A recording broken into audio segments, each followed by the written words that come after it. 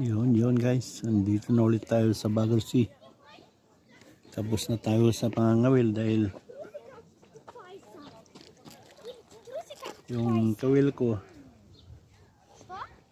naputol ulit. Nakabingwit ako pero pumunta man sa sulong, mga sulok-sulok. Hindi ko nakuha yung nahuli ko dahil naputol yung tansi. Yan guys, nandito na nga ako ngayon sa Baguio Sea. Yan guys, ang ano dito. Hindi masyadong mainit kaya hindi marami ang tao.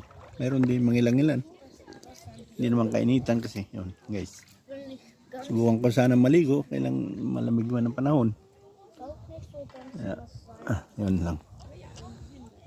Titignan ko sa kabila kasi maraming bata dito. At